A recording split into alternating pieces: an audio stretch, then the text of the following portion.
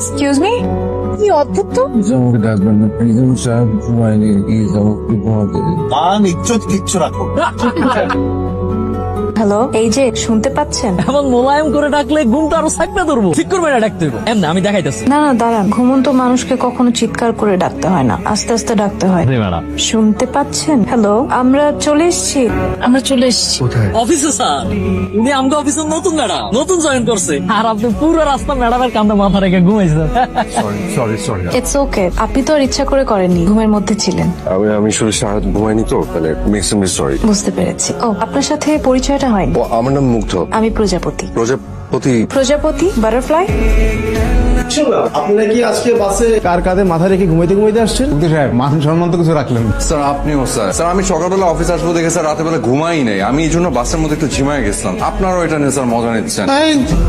আপনাদের একটা অ্যাটেনশন চাই। আসেন আসেন আসেন, নিউ অফিস মেম্বারের সাথে আপনাদের পরিচয় করে দেই। স্যার, আমার অলরেডি সবার সাথে মোটামুটি পরিচয় হয়ে গেছে। পরিচয় হয়ে গেছে, তাইলে আর কি করা। মুগ্ধটা কই? মুগ্ধ, ও স্যার আমি তো ওইখানে। তো মুগ্ধ, শুনলাম আজকে নাকি তুমি বাসে আসার সময় মিস প্রজাপতির কান্দে মাথা রেখে ঘুমাতে ঘুমাতে অফিস।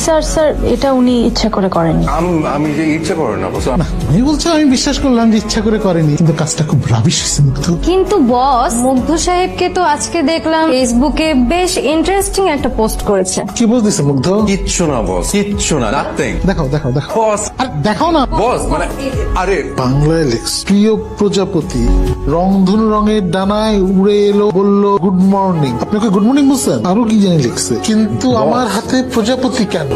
বিলিভ মি, বিয়ে শাদীর কোনো প্ল্যান নেই আমার। এসব ভাবিস পশ্চিম, সমস্যা কি? কোইন্সিডেন্স।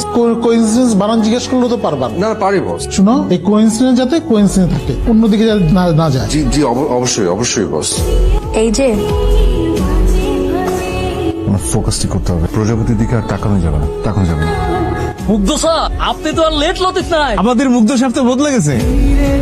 স্যার একটা কথা জিজ্ঞাসা, মনে করবেন না তো? আপনার গেড়ির বেয়ারিং কি ঠিক আছে? গেড়ি মানে? স্যার কয়েকদিন ধরে দেখতেছি আপনি ডাইনে তাকান কেন স্যার? প্রজাপতি ম্যাডাম আপনার ডাইনে বসে এজন্য?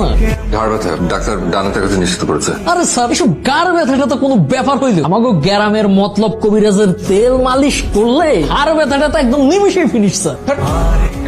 Sorry sorry sorry. প্রজাপতি ম্যাডামকে দেখলে মুগ্ধ স্যার কেমন আলাদা আলাদা হয়ে যায়। মিস্টার মুগ্ধ, বলুন। ক্রিকেট পছন্দ করেন? অলওয়েজ ফুটবল, কিন্তু বাংলাদেশ খেলে ক্রিকেট। সাকিব না তামিম? সাকিব। গুড, আমি তামিম। আমরা দুজন একই অফিসে, একই ডিপার্টমেন্টে, একই পজিশনে চাকরি করি। আমরা দুজনের যদি সাকিব তামিমের মতো একটা বিগ পার্টনারশিপ থাকে তাহলে কিন্তু বেশ ভালো হয়, তাই না? আপনার রান আপনি করেন, আমাকে আমার রান করতে দেন, রান আউট না হলেই হয়। সাকিব তামিমের মুখোমুখি সংঘর্ষ, তামিম আগে যাক, তারপর আমি যাবো।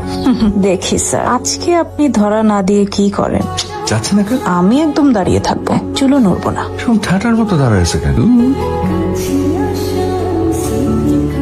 প্রজাপতি এনে দিতে পারি, তুমি কি পড়বে খোপায়? রংধনু হয় আরো রং বাহার, যদি তোমার দেখা পাই। আপনাদের সবার জন্য একটা গুড নিউজ আছে, একটা ব্যাড নিউজ আছে। আগে কোনটা বলবো? গুড নিউজটাই বলি। গুড নিউজ হচ্ছে যে আগামী সপ্তাহে আমরা অফিসের সবাই মিলে পিকনিক অর্থাৎ বনভোজনে যাচ্ছি।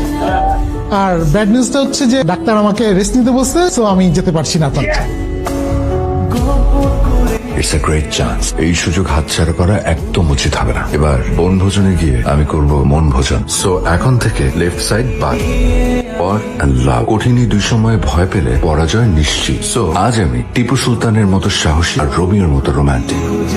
মুগ্ধ ভাই তোর দিকে তাকায় আছে।